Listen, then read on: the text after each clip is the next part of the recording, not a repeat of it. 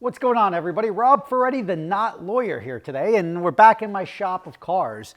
And behind me, well, before we get started, I have a shop full of cars. If you want to rent a car, you let me know. We'll give you a sweet deal on it.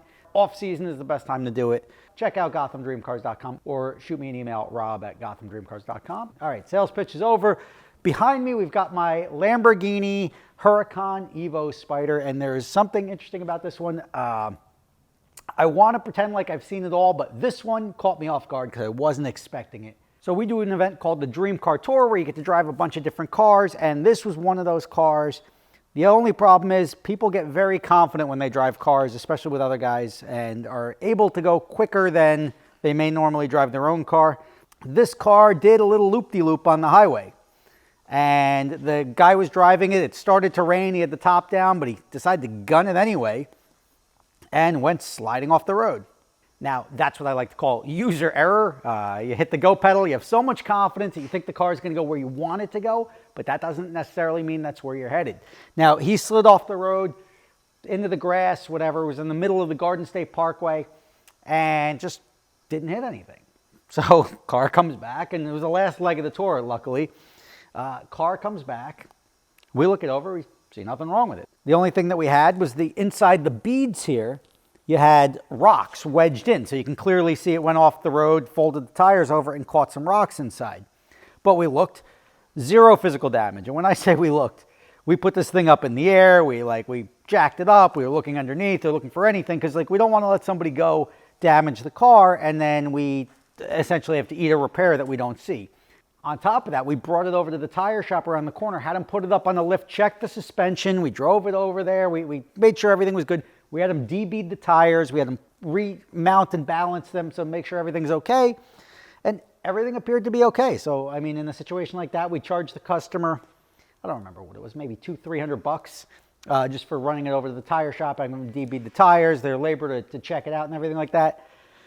Then it was going out the next day on a 2-week rental. So we bring it out to this guy.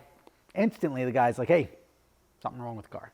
I'm like, what do you mean? It's like huge vibration, over 80 miles an hour. I'm like, well, that sucks. Like, if we send these wheels out to get repaired, it's going to cost money and time and everything like that. And then we lose, this customer's going to lose that car for however long he's going to be losing it while we're waiting for the tires and wheels to come out. I went on Facebook Marketplace, found a local set of rims and tires, which are actually these ones, and spent a couple $1,000. I'm like, just get another set of tires, put it on the car, then I'll send the other wheels out to get repaired. And obviously we're always going to have Huracan Evos and everything like that, so having the spare set of rims doesn't really hurt. Wasn't what I was looking to spend a couple $1,000 on, but we got that, we swapped it, we did that whole thing, and then we sent the tires to get rebalanced and everything like that, and there's nothing wrong with them. And they're over here, and I have never seen this before.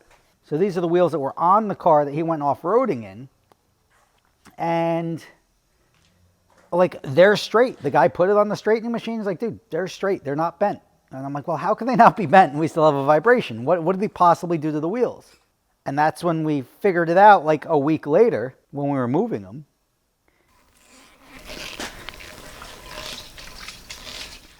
You can probably hear it from my mic.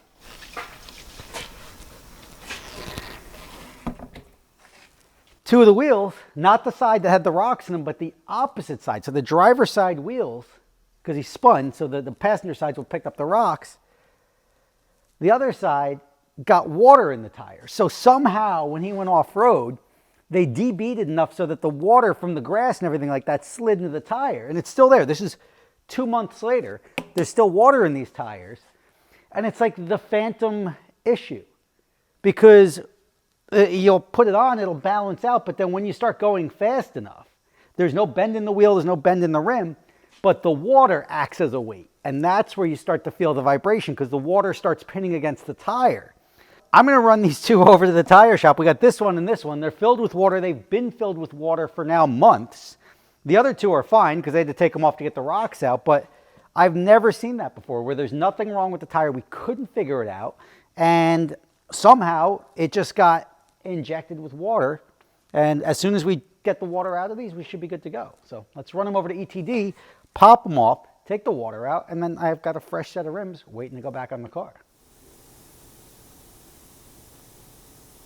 We brought it over, you guys checked it out, everything looked good. And then when you shake them, you could hear the water inside. Really? 'Cause I didn't hear any water in these, but I don't know how water would get in them.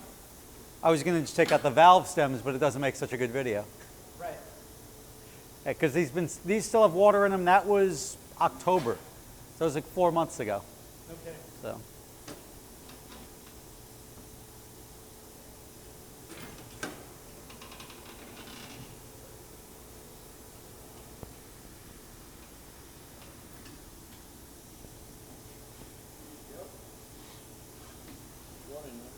Yep. I don't know how, because this was the opposite side of when he went off. The side that when he went off, those are the ones that have the rocks in it. This is the, like whatever, the driver or passenger side, and they just got water in it. So it must have like just DB'd it a little bit because it was raining out, yeah. just enough to take on a bunch of water. That's great. Yeah, there's plenty of water.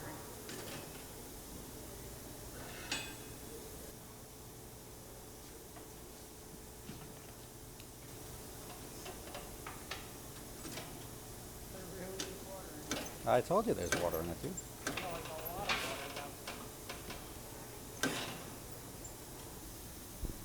That'll do it. And then because everything felt fine, we drove it on the highway around here, but once we got it up to like 85 miles an hour, you just, like, what the hell's wrong with Wheel it? and tire like that, you Yeah. got to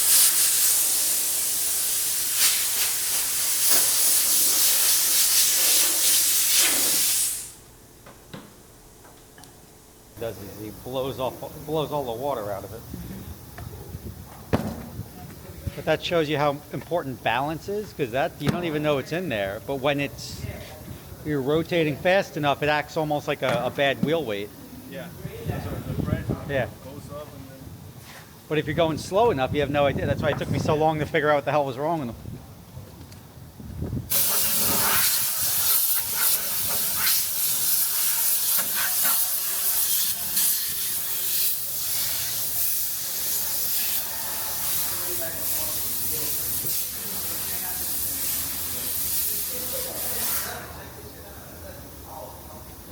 And this is like 3.5 or 4 months afterwards. So this water would have been in there forever for the most part.